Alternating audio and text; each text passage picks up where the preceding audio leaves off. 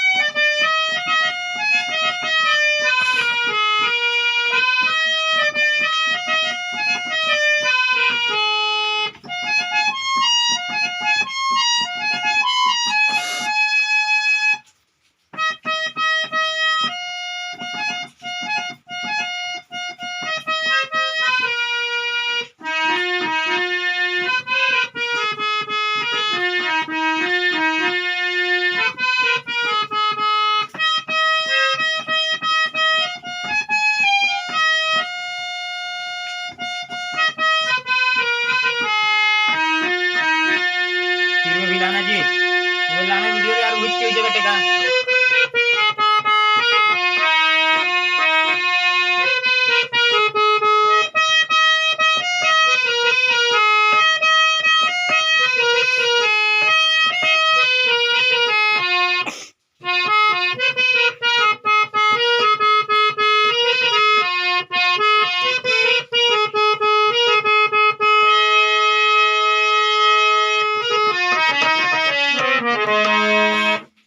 ठीक है दोस्तों, कुर्सी दिखलाना जी।